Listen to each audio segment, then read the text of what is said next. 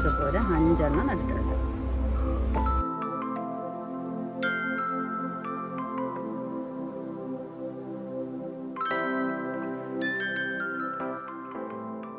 Hello നമസ്കാരം, ഞാൻ mini. എല്ലാവർക്കും മിനീസ് ലൈഫ് സ്റ്റൈലിലേക്ക് സ്വാഗതം. പുതിയ വർഷത്തിലേക്ക് നമ്മൾ കയറിയിരിക്കുകയാണ്. പുതിയ വർഷത്തിൽ പുതിയ തീരുമാനങ്ങളൊക്കെ നമ്മൾ എടുക്കേണ്ട അത്യാവശ്യമാണ്.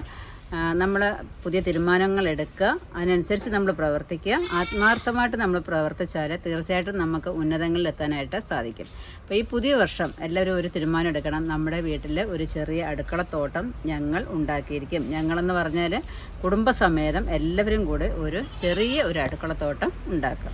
അപ്പം വിഷമില്ലാത്ത പച്ചക്കറികൾ എല്ലാവർക്കും കഴിക്കാനായിട്ട് സാധിക്കട്ടെ. അപ്പോൾ ഇന്നത്തെ നമ്മുടെ വീഡിയോ എന്ന് പറഞ്ഞാൽ ചീര കൃഷി. നമ്മുടെ തുടക്കക്കാർക്കും നല്ല അടിപൊളിയായിട്ട് ചീര കൃഷി എങ്ങനെ ചെയ്യാമെന്നുള്ളതാണ്. അപ്പോൾ നമുക്ക് എങ്ങനെയാണെന്ന് നോക്കാം. വീഡിയോയിലോട്ട് പോകാം. അപ്പോൾ വീഡിയോയിലോട്ട് പോകുന്നതിന് മുമ്പായിട്ട് നിങ്ങൾ ആദ്യമായിട്ടാണ് എൻ്റെ ചാനൽ കാണുന്നുണ്ടെങ്കിൽ ഒന്ന് സബ്സ്ക്രൈബ് ചെയ്തിട്ട് കാണാനായിട്ട് ശ്രമിക്കുക. അപ്പോൾ നിങ്ങൾക്ക് നല്ല നല്ല കൃഷി വീഡിയോസും അതുപോലെ തന്നെ ഗാർഡനിങ്, അതേപോലെ തന്നെ പാചകം എല്ലാം നിങ്ങൾ കാണാനായിട്ട് സാധിക്കും. ഇത് നമ്മൾ ഉപയോഗിച്ചുകൊണ്ടിരിക്കുന്നതായ ഗ്രോ ബാഗാണ്. അപ്പം നമ്മൾ ഒരു ചെടിയൊക്കെ നട്ട് അതിൻ്റെ വിളവൊക്കെ കഴിഞ്ഞതിന് ശേഷം ഇങ്ങനെ മണ്ണൊക്കെ തറഞ്ഞിരിക്കുകയാണ്, കണ്ടോ. അപ്പം നമ്മൾ ഇതിനകത്താണ് നമുക്ക് ചീര നടേണ്ടത്. അപ്പം ഇങ്ങനെ തറഞ്ഞിരിക്കുന്ന മണ്ണിനകത്ത് നമ്മൾ വിത്ത് കൊണ്ടൊന്ന് ഇടാൻ പാടില്ല. അപ്പം തലേ ദിവസം നമ്മൾ എന്തുകൊണ്ടെന്ന് അറിയാമോ, ഇതിനകത്ത് കുറച്ച് വെള്ളം ഒഴിച്ച് ഇട്ടേക്കണം. മണ്ണ് നല്ലതുപോലെ ഒന്ന് കുതിരണം. ആ മണ്ണ് കുതിരാനായിട്ട് അനുവദിക്കുക. അപ്പോൾ അതേപോലെ വെള്ളം ഒഴിച്ച് തണ്ട വെച്ചിരിക്കുന്നതായ ഗ്രോ ബാഗാണ് ഇത്, കണ്ടോ. അപ്പോൾ ഈ ഗ്രോ ബാഗ് എന്ന് പറഞ്ഞാൽ ഇതിൻ്റെ പ്രത്യേകത എന്ന് പറഞ്ഞാൽ ഇപ്പോൾ ഇത് പോട്ടിൻ്റെ ഷേപ്പാണ്, നമ്മുടെ ചെടിച്ചട്ടിയുടെ ഷേപ്പാണ്. അപ്പോൾ ഇതിനകത്ത് ഒരുപാട് മണ്ണിൻ്റെ ആവശ്യമില്ല. നമുക്ക് ഒരു പകുതി ഭാഗത്തോളം കരിയില നിറച്ചതിന് ശേഷം നമുക്ക് മണ്ണ് ഇതിനകത്ത് നിറയ്ക്കാവുന്നതാണ്. അപ്പോൾ നമ്മൾ മണ്ണ് തണ്ട് ഇങ്ങനെ ഒന്ന് നനച്ച് തലേന്നേ വയ്ക്കുമ്പോൾ തണ്ട് പുട്ടിന് നനയ്ക്കുന്ന മാതിരി നമ്മുടെ മണ്ണ് ആവും, കണ്ടോ. ഇങ്ങനെ ഇരിക്കും.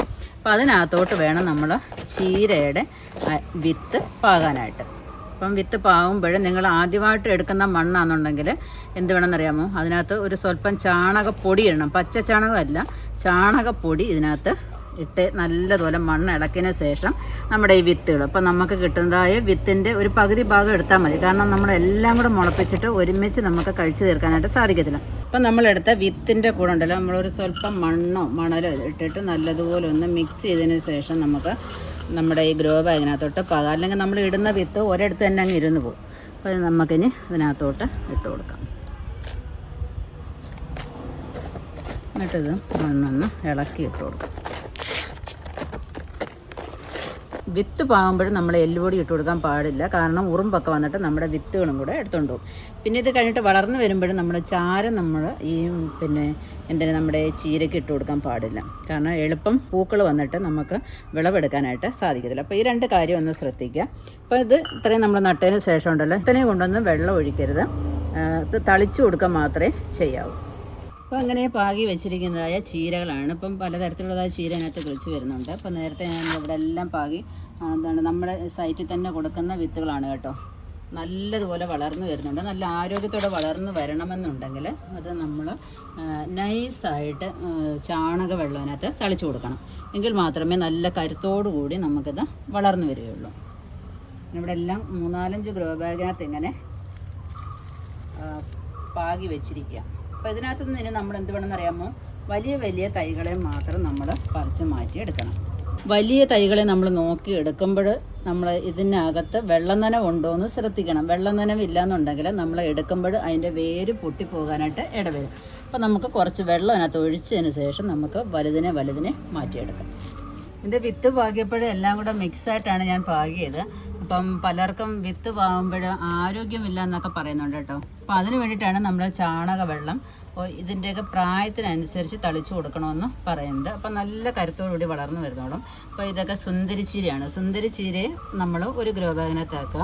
അതുപോലെ പാൽ ചീരയെ ഒരു ഗ്രോ ബാഗിനകത്താക്കുക. ചെമ്പട്ട് ചീരയെ വേറെ ഗ്രോ ബാഗിനകത്താക്കുക. അങ്ങനെ പല കളറിലും നിൽക്കുന്ന കാണുമ്പോൾ തന്നെ ഒരു ഭംഗിയായിരിക്കും. അപ്പോൾ ഇവിടെ ഇങ്ങനെ പാൽച്ചീര നിൽപ്പുണ്ട്. പാൽച്ചീരയുടെ തണ്ട് നല്ല വൈറ്റ് കളറായിരിക്കും. സുന്ദരി ചീരയുടെ തണ്ട് കണ്ടോ, നല്ല പിങ്ക് കളറായിരിക്കും. അങ്ങനെ പല തരത്തിലുള്ളതായ ചീരയാണ് ഇവിടെ നിൽക്കുന്നത്. അപ്പോൾ ഓരോന്നിനെ നമുക്ക് എടുക്കാം. അപ്പോൾ നമ്മൾ വലിയ തൈകളെ നമ്മൾ മാറ്റിയെടുക്കണമെന്ന് പറഞ്ഞു. വലിയ തൈകളെ മാറ്റിയെടുക്കുമ്പോൾ പറഞ്ഞല്ലോ അതിൻ്റെ വേര് പൊട്ടാതെ വേണം എടുക്കാനായിട്ട്. തൻ്റെ വേരിനൊന്നും ഒരു കുഴപ്പവും പറ്റരുത്. അതിന് നമ്മൾ വെള്ളം ഒഴിച്ച് തലേന്നേ വെള്ളം ഒഴിക്കണം. അതല്ലാന്നുണ്ടെങ്കിൽ നമ്മൾ എടുക്കുന്നതിന് മുമ്പായിട്ട് തന്നെ വെള്ളം ഒഴിച്ചാൽ നമുക്ക് നല്ലതുപോലെ വേര് പൊട്ടാതെ കിട്ടും. ഇങ്ങനെ നമ്മൾ പറിച്ച് മാറ്റി നടുന്നുണ്ട് ഒരു ഗുണമുണ്ട് കേട്ടോ. വലുതിനെ മാറ്റി നമ്മൾ പറിച്ച് നടുമ്പോൾ ചെറുത് പിന്നെ അങ്ങ് വളർന്നു വരും. ഒരുമിച്ച് നമ്മൾ കഴിച്ച് നമുക്ക് മടുപ്പ് തോന്നുക. അല്ലെ, ചീര കഴിച്ച് എന്നും ചീരക്കറി ആകുമ്പോഴും ഒരു മടുപ്പ് വരുമല്ലോ. അപ്പോൾ അങ്ങനെ വളർന്ന് വരുന്നതിനനുസരിച്ച് മാറ്റി നടുമ്പോൾ നമുക്ക് ഒന്ന് തീരുമ്പോൾ അടുത്തത് വിളവെടുത്താൽ മതിയാകും.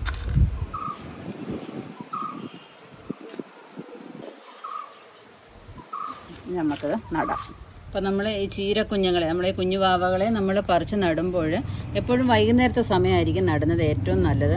അതല്ലാന്നുണ്ടെങ്കിൽ നമ്മൾ രാവിലെയൊക്കെ നട്ടാൽ വൈകുന്നേരം വരെയൊക്കെ ആകുമ്പോഴത്തേക്ക് അവർ വാടി തളർന്നു പോകും. അപ്പം വൈകുന്നേരം നമ്മൾ നടുമ്പോൾ അവർ രാത്രിയിലത്തെ ആ തണുപ്പ് കൊണ്ടൊക്കെ നല്ല ഉഷാറായിട്ട് നിന്നോളും.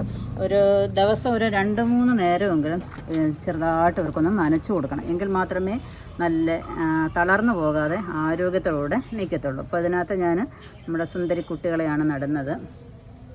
ഒരു 4 തൈ വീതം നടാം ഒരെണ്ണത്തിനകത്ത്. അത് നല്ലതുപോലെ അങ്ങ് ആരോഗ്യത്തോടെ വളരുന്നതാണ് കേട്ടോ. ഇച്ചിരി കഴിയുമ്പോഴത്തേക്ക് ഇവരങ്ങ് ഒരുപാടങ്ങ് ശിഖരങ്ങളൊക്കെ ആയിപ്പോകും. അപ്പം 4 എണ്ണം മതി. അപ്പം ബാക്കിയുള്ളതിനെയും കൂടെ അപ്പുറത്തോട്ട് നമുക്ക് നടാം. നമ്മുടെ ഗ്രോ ബാഗിൻ്റെ വലുപ്പത്തിനനുസരിച്ച് നമുക്കിതിനകത്ത് തൈകൾ നടാവുന്നതാണ്. 5ഓ 6ഓ ഒക്കെ നമുക്ക് നടാം. ചെറിയ ഗ്രോ ബാഗ് ആണെന്നെങ്കിൽ ഒരു 4 എണ്ണം നടാം.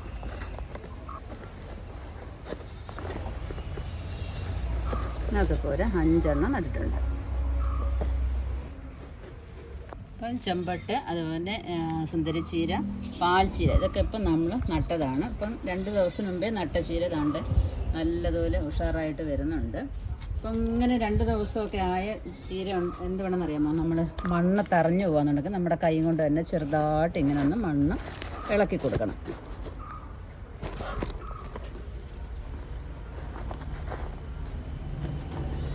ഈ തുടക്കക്കാർക്കൊക്കെ നല്ലതുപോലെ കൃഷി ചെയ്യാവുന്ന ഒരു കൃഷിയാണ്, പച്ചക്കറി കൃഷിയാണ് ചീര. അവർക്ക് ആദ്യം തന്നെ ഇത് ചെയ്യാം. ഈ മറ്റുള്ളതൊക്കെ ചെയ്ത് കേടൊക്കെ ആയി പോകുന്നു എന്നൊക്കെ പറഞ്ഞിട്ട് വിഷമിക്കുന്നവർ കുറേ ഉണ്ട്, കൃഷിയിൽ നിന്നങ്ങ് വിട്ടു പോകുന്നവർ. അപ്പോൾ ഇതൊക്കെ ഈസിയായിട്ട് ചെയ്യാവുന്നതൊക്കെ ആദ്യം ചെയ്യണം. ഇനി ഇതിനകത്ത് നമുക്ക് ചീര തഴച്ച് വളരാനായിട്ട് നമ്മൾ ഒരു വളപ്രയോഗം ചെയ്യുന്നുണ്ട്. അതും കൂടെ നമുക്കൊന്ന് കാണാം. നല്ല അടിപൊളിയായിട്ട് തഴച്ച് വളരുന്ന ഒരു വളമാണ്. നമുക്ക് എന്താണെന്ന് നോക്കാം. ഞാനിപ്പോൾ ഇത്രയും ഗ്രോ ബാഗിനകത്ത് നട്ടു വെച്ചിട്ടുണ്ട്. ഇനി നിൽക്കുന്നതായി കുഞ്ഞു തൈകളൊക്കെ ഉണ്ടല്ലോ, അതും ഇനി ഒരു 5-6 ഇല പരുവാകുമ്പോഴത്തേക്ക് ഇനി മാറ്റി നടണം. അപ്പോഴത്തേക്ക് ഇവരൊക്കെ ഒരു അര പരുവൊക്കെ ആവും. അപ്പോൾ നമുക്ക് ഇത്രയും നമ്മൾ കഴിച്ച് തീർന്നതിന് ശേഷം ഇങ്ങനെ ഘട്ടമായിട്ട് നമുക്ക് ചീര കഴിക്കാനായിട്ട് സാധിക്കും. എല്ലാം കൂടെ നമ്മൾ ഒരുമിച്ച് നട്ട് വിളവെടുക്കുന്നതിനേക്കാൾ നല്ലത് ഇങ്ങനെയാണ്. നമ്മുടെ വീട്ടിലേക്ക് ആവശ്യമുള്ളത്. പിന്നെ വ്യാവസായികമായിട്ട് വിൽക്കണമെന്നൊക്കെ ആഗ്രഹമുള്ളവർക്ക് എല്ലാം കൂടെ ഒരുമിച്ച് നട്ട് വിളവെടുക്കുന്നതായിരിക്കും ഏറ്റവും ഉത്തമം. അപ്പം പണ്ട് ഞാനൊരു വീഡിയോ കാണിച്ചിട്ടുണ്ടായിരുന്നു. നമ്മുടെ ടെറസിലെയൊക്കെ പൂപ്പായൽ, നമ്മുടെ മതിലിലൊക്കെ ഇരിക്കുന്നതായ പൂപ്പായൽ ഉണക്കി നമുക്ക് ഇതിൻ്റെ ഈ ചീരയുടെ ചുവട്ടിലൊക്കെ ഇട്ട് കൊടുത്താൽ നല്ലതുപോലെ ചീര തഴച്ച് വളരുന്ന ഒരു വീഡിയോ ഇട്ടിട്ടുണ്ട്. കാണാത്തവരൊക്കെ ഒന്ന് കണ്ടു നോക്കട്ടെ. അതുപോലെയൊക്കെ കൃഷി ചെയ്യാനായിട്ട് ശ്രമിക്കാം. അപ്പോൾ ഈ വളപ്രയോഗം കൂടെ നമുക്കൊന്ന് ചെയ്ത് നോക്കാം. നല്ല അടിപൊളി വളമാണ് കേട്ടോ. പ്രായഭേദമന്യേ എല്ലാവർക്കും കഴിക്കാവുന്ന ഒന്നാണ് ഇലവർഗ്ഗം എന്ന് പറയുന്നത്. അപ്പം ഡെയിലി നമ്മുടെ ഭക്ഷണത്തിൽ നമ്മുടെ വിളർച്ചയും തളർച്ചയും ഒക്കെ മാറ്റി കിട്ടാനായിട്ട് ഏറ്റവും നല്ലതാണ് ഇലവർഗ്ഗങ്ങൾ എന്ന് പറയുന്നത്. അപ്പം എന്തായാലും എല്ലാവരും ഒരു 10 ഗ്രോ ബാഗിനകത്തെങ്കിലും അല്ലെങ്കിൽ ചട്ടിയിലോ ചാക്കിനകത്തോ എങ്ങനെയെങ്കിലും ഈ ചീരയൊക്കെ നട്ടുപിടിപ്പിക്കണം. വെറുതെ ആരും ഇരിക്കരുത്. ന്യൂ ഇയർ ആയി 1 വർഷം കൂടെ കൂടി ഞങ്ങൾ പ്രായമായി എന്നും പറഞ്ഞു ഇരിക്കാതെ എല്ലാവരും ഇതേപോലെ എന്തെങ്കിലുമൊക്കെ കൃഷി ചെയ്യാനായിട്ട് ശ്രമിക്കുക. നമ്മുടെ വീട്ടിലെ വേസ്റ്റുകളും വളങ്ങളൊക്കെ തന്നെ മതി. നമ്മൾ വെറുതെ കളയുന്ന വെള്ളമൊക്കെ മതി നമുക്ക് ഈ ചീരയൊക്കെ വളർത്തിയെടുക്കാനായിട്ട്. ഒരുപാട് വളപ്രയോഗത്തിൻ്റെ ഒന്നും ആവശ്യമൊന്നും ഇല്ല കേട്ടോ. അപ്പോൾ ഇതെല്ലാം നമുക്ക് എടുത്ത തൈയൊക്കെ ഇതിനകത്തങ്ങ് കാലിയായിട്ടിരിക്കുന്ന ഗ്രോ ബാഗിനകത്ത് കുഴിച്ചിടാം. അപ്പം കഴിഞ്ഞ വീഡിയോയിൽ നമ്മുടെ ചാക്കിനകത്ത് കരിയില നിറച്ചിട്ട് മുളക് നടുന്ന ഒരു വീഡിയോ ഒക്കെ കണ്ടിട്ടുണ്ടായിരുന്നു. അത് കണ്ടിട്ട് എൻ്റെ ഒരു ഫ്രണ്ട് തന്നെ അതേപോലെ ചാക്കിനകത്ത് കരിയിലയൊക്കെ നിറച്ചിട്ട് അടിപൊളിയായിട്ട് ചീര നട്ടേക്കുന്ന ഒരു ഫോട്ടോ ഒക്കെ എനിക്ക് അയച്ചു തന്നിട്ടുണ്ടായിരുന്നു. നല്ല സൂപ്പറായിട്ട് നട്ടിട്ടുണ്ടായിരുന്നു. അപ്പോൾ ഇതേപോലെ ടിപ്സും കാര്യങ്ങളൊക്കെ പ്രയോജനപ്പെടുത്തുന്നു എന്നറിഞ്ഞാൽ ഒരുപാട് സന്തോഷമുണ്ട് കേട്ടോ. എല്ലാവരും അതേപോലെയൊക്കെ കൃഷി ചെയ്യാനായിട്ട് ശ്രമിക്കണം. ഒക്കെ നമുക്ക് ഞാൻ ഇതെല്ലാം ചെയ്തിട്ട് വിജയിച്ച കാര്യങ്ങളാണ് നിങ്ങൾക്ക് പറഞ്ഞു തരുന്നത്. ചാക്കിനകത്തൊക്കെ എനിക്ക് നല്ലതുപോലെ മുളകൊക്കെ പിടിപ്പിച്ചെടുക്കാനായിട്ട് സാധിച്ചു. അതുകൊണ്ടാണ് നിങ്ങൾക്ക് ഇതേപോലെ പറഞ്ഞു തരുന്നത്. അപ്പോൾ അത് നിങ്ങൾ അത് കേട്ടിട്ട് ചെയ്യുന്നു എന്നറിയുമ്പോൾ എനിക്ക് ഒരുപാട് സന്തോഷമുണ്ട്. ചീരയ്ക്ക് ഏറ്റവും നല്ല വളങ്ങളെന്ന് പറഞ്ഞാൽ നമ്മുടെ ചാണകം കലക്കിയത് ചീരയ്ക്ക് ഒഴിച്ചു കൊടുക്കാം. അതുപോലെ ജൈവ സ്ലറി, നമ്മുടെ പിണ്ണാക്കും എല്ലാം ചേർത്ത് ജൈവ സ്ലറി ഉണ്ടാക്കുമല്ലോ, വേപ്പൻ പിണ്ണാക്ക്, കടലപ്പിണ്ണാക്ക്, ചാണകം എല്ലാം ചേർത്തിട്ട് അത് നമുക്ക് ചീരയ്ക്ക് എല്ലാ പച്ചക്കറികൾക്കും ഏറ്റവും നല്ലതാണ്. ഇപ്പം കടലപ്പിണ്ണാക്ക്, വേപ്പൻ പിണ്ണാക്ക് ഒക്കെ മേടിക്കാൻ പറ്റാത്തവർക്ക് നമ്മുടെ വീട്ടിൽ, നമ്മുടെ കിച്ചണിൽ പല ടിന്നുകളും നമ്മൾ തുറന്നു നോക്കുമ്പോൾ പഴയ കുറേ പൊടികൾ, അതായത് പിന്നെ അമൃതം പൊടി കാണും, ഗോതമ്പ് പൊടി കാണും, അരിപ്പൊടി കാണും, മൈദാപ്പൊടി കാണും, ഇങ്ങനെ കുറേ പൊടികളാണ്, റാഗിപ്പൊടി കാണും. ഇതൊക്കെ വെറുതെ ഇങ്ങനെ വെച്ചേക്കുമായിരിക്കും, ഡേറ്റ് കഴിഞ്ഞതായിരിക്കും, നമുക്ക് ഉപയോഗിക്കാൻ പറ്റത്തുമില്ല. വെറുതെ പള്ളിയിലെടുത്ത് കളയുന്നതിനേക്കാൾ നല്ലത് നമുക്കതൊക്കെ വളങ്ങളാക്കി മാറ്റിയെടുക്കാനായിട്ട് സാധിക്കും. അതുപോലെ തന്നെ അതിനകത്തൊരു സ്വല്പം ശർക്കരയും കൂടെ ചേർക്കാമെങ്കിലോ അതിൻ്റെ നമ്മുടെ വളത്തിൻ്റെ വീര്യം വർദ്ധിക്കുകയും ചെയ്യും. നമ്മുടെ ചെടികൾക്ക് ഒരുപാട് സൂക്ഷ്മ ജീവികൾ അതിൽ നിന്ന് കിട്ടുകയും ചെയ്യും. നല്ലൊരു വളർച്ചാ ത്വരകമായിട്ട് മാറുകയും ചെയ്യും. ഇപ്പം ഞാൻ അതിന് വേണ്ടിയിട്ട് കുറച്ച് ചാണകം എടുത്തിട്ടുണ്ട്. പച്ച ചാണകം എന്ന് പറയാൻ പറ്റത്തില്ല, കുറച്ച് ദിവസമായി ഞങ്ങളിവിടെ വാങ്ങിയ ചാണകമാണ്. അപ്പോൾ അതൊരു പകുതിയോളം വാടിയ ചാണകമാണ്. അപ്പോൾ എപ്പോഴും നമുക്ക് പച്ച ചാണകം ഒന്നും കിട്ടിയെന്ന് വരത്തില്ല. അതുപോലെ തന്നെ എൻ്റെ ടിന്നൊക്കെ നോക്കിയപ്പോഴും എനിക്കൊരു അമൃതം പൊടി കിട്ടിയിരുന്നു. അമൃതം പൊടി നമുക്ക് കഴിക്കാൻ ഏറ്റവും നല്ലതാണ്. ഇത് പഴകിയതുകൊണ്ട് മാത്രമാണ് ഉപയോഗിക്കുന്നത്. ഇപ്പോൾ ആരും ഇനി അതെന്നും പറഞ്ഞ് ഗുസ്തിയൊന്നും ഉണ്ടാക്കല്ലേ. ഇത് വേസ്റ്റായിട്ടിരിക്കുന്ന സാധനങ്ങൾ മാത്രം എടുത്ത് നമ്മൾ കൃഷിക്കൊക്കെ ഉപയോഗിക്കാവുന്നതാണ്. ഇത് അമൃതം പൊടി എന്ന് പറഞ്ഞാൽ കുട്ടികൾക്കും മുതിർന്നവർക്കും ഒക്കെ നല്ലതാണ് കാച്ചി കുടിക്കാനായിട്ട്. ഇത് പല കാര്യങ്ങളും ഇതിനകത്ത് അടങ്ങിയിട്ടുണ്ട് കേട്ടോ. അപ്പോൾ അത് വേസ്റ്റാക്കി കളയാതെ ഞാൻ ഉപയോഗിക്കുന്ന ഒന്നേ ഉള്ളൂ. ഗോതമ്പുണ്ട്, കടലപ്പരിപ്പുണ്ട്, നിലക്കടലയുണ്ട്, സോയയുണ്ട്, പഞ്ചസാരയുണ്ട്. ഇതെല്ലാം കൂടെ ചേർന്ന ഒരു സംഭവമാണ് ഇത്. നമുക്ക് ഇതിനകത്തുനിന്ന് കാൽസ്യം, അയണും, സിങ്കും, ചെടികൾക്ക് വേണ്ടുന്ന എല്ലാ വൈറ്റമിനും ഇതിനകത്തുനിന്ന് കിട്ടുന്നുണ്ട്. അപ്പം അത് നമുക്ക് വീട്ടിലേക്ക് ആവശ്യമില്ല. വെറുതെ വെച്ചിരുന്ന ഉളുമ്പെടുക്കുന്ന സാധനങ്ങളൊക്കെ ആണെന്നുണ്ടെങ്കിൽ ഇതേപോലെ കലക്കി നമുക്ക് എന്ത് ചെയ്യാനറിയാമോ, കൃഷികൾക്ക് ഉപയോഗിക്കാം. അപ്പോൾ അതിനകത്ത് കുറച്ച് ഒരു കുഞ്ഞ് കഷ്ണം ശർക്കരയും കൂടെ ചേർക്കുന്നുണ്ട്. അപ്പോൾ ഇതിനകത്തിന് വെള്ളം ഒഴിച്ച് വയ്ക്കാം. അപ്പം അങ്ങനെ ഞാൻ കലക്കി വെച്ചിരിക്കുന്നതായ ചാണകവും അതുപോലെ ഈ പൊടിയും എന്താ നമ്മുടെ അമൃതം പൊടിയും ശർക്കരയും കൂടാണിത്. അപ്പോൾ ഇങ്ങനെ കലക്കി വെച്ചിരുന്നു. അപ്പോൾ ഉണക്ക ചാണകം ആയതുകൊണ്ടാണ് കുറച്ചൊക്കെ ഇങ്ങനെ മേളി കിടക്കുന്നത്. അപ്പോൾ അതൊക്കെ നമ്മൾ ഓരോ പ്രാവശ്യം കലക്കി കൊടുക്കുമ്പോഴും അതൊന്ന് ഉടച്ചും കൂടെ കൊടുത്താൽ അതിൻ്റെ ഗുണം നമുക്ക് കിട്ടും. ഇപ്പം കലക്കിയതിന് ശേഷം അത് കുറച്ചെടുത്തിട്ട് നമുക്ക് നമ്മുടെ ചീരയ്ക്ക് ഒഴിച്ചു കൊടുക്കാം. നമ്മുടെ കുഞ്ഞു ചീരയാണെന്നുണ്ടെങ്കിൽ അതിനനുസരിച്ച് മാത്രമേ നമ്മൾ എടുക്കാവൂ. ഏത് ചെടിയും വളരുന്നതിനനുസരിച്ച് നമ്മൾ അതിൻ്റെ അളവൊക്കെ കൂട്ടണം. എന്നാണ്ട് കുഞ്ഞു ചീരയ്ക്ക് ഒഴിക്കാനായിട്ട് ഞാൻ ഒരു 1/2 കപ്പ് മാത്രമേ എടുത്തിട്ടുള്ളൂ. ഇതൊരു 3-4 ദിവസം മാത്രം വെച്ചിരുന്നാൽ മതി. 3 ദിവസം വെക്കുക, എന്നിട്ട് നമുക്ക് പിന്നെ ഉപയോഗിക്കാവുന്നതാണ്. ഇപ്പം ജൈവസ്ലറി മാതിരി ഇപ്പം 7 ദിവസം വെക്കേണ്ട കാര്യമൊന്നുമില്ല. അത് പെട്ടെന്ന് ഇതിൻ്റെ ആക്ഷനൊക്കെ നടക്കുന്നുണ്ട്. അപ്പോൾ ഇനി നമുക്ക് ഇത് കൊണ്ടുവന്ന് നമ്മുടെ ചീരയ്ക്ക് ഒഴിക്കാം.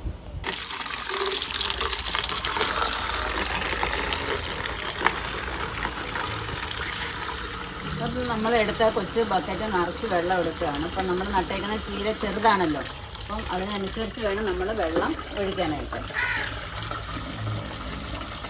ചീര കുറച്ചുകൂടെ വലുതാകുമ്പോൾ നമ്മൾ എടുക്കുന്ന ഈ സ്ലറിയുടെ അളവും കൂട്ടണം. നമ്മൾ ഇപ്പം 1/2 കപ്പ് എടുത്തിട്ടുള്ളൂ. വളരുന്നതനുസരിച്ച് നമ്മൾ 1 കപ്പൊക്കെ നമുക്ക് ആക്കാവുന്നതാണ്. ഇപ്പം നമ്മൾ പറിച്ച് നട്ടതായ തൈകൾക്ക് ഇപ്പം നമ്മൾ ഒഴിക്കണ്ട. കാരണം അതിനൊന്ന് വേര് പിടിച്ചതിന് ശേഷം 2 ദിവസം കഴിഞ്ഞതിന് ശേഷം നമ്മളത് ഒഴിച്ചു കൊടുത്താൽ മതി.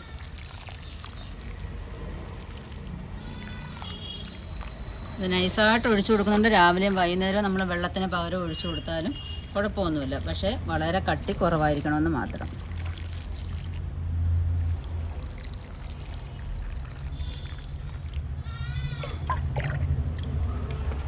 ഇപ്പം കൃഷി ചെയ്യുന്നവരുടെ വീട്ടിലൊക്കെ സ്വല്പം ചാണകമൊക്കെ എടുക്കാൻ കാണും. ഇതേപോലെ എന്തെങ്കിലും വേസ്റ്റായിട്ടിരിക്കുന്ന പൊടികളൊക്കെ ഉണ്ടെങ്കിൽ അത് എടുത്ത് ഉപയോഗപ്പെടുത്തുക. ഒന്നും വെറുതെ വേസ്റ്റാക്കി കളയണ്ട കേട്ടോ. പിന്നെ നമ്മുടെ വീട്ടിലെ വേസ്റ്റുകളൊക്കെ തന്നെ കമ്പോസ്റ്റ് ആക്കുന്ന വീഡിയോ ഒക്കെ നമ്മൾ ഇട്ടിട്ടുണ്ട്. അപ്പോൾ അങ്ങനെയൊക്കെ നമ്മൾ ചെയ്യുകയാണെങ്കിൽ ഒരുപാട് വസ്തുക്കളൊക്കെ ഇല്ലാത്തവർക്ക്, കുറച്ച് കൃഷി ചെയ്യുന്നവർക്കൊക്കെ നമ്മുടെ വീട്ടിലെ വേസ്റ്റുകൾ തന്നെ മതിയാവും.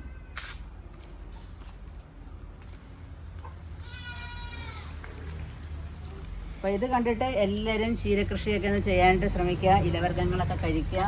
ന്യൂ ഇയർ ഒക്കെ അല്ലേ, ആരോഗ്യത്തോടൊക്കെ ഇരിക്കാനായിട്ട് ശ്രമിക്കുക കേട്ടോ. അപ്പോൾ നിങ്ങൾക്ക് എല്ലാവർക്കും എൻ്റെ ഈ വീഡിയോ ഇഷ്ടപ്പെട്ടു കാണുമെന്ന് വിചാരിക്കുന്നു.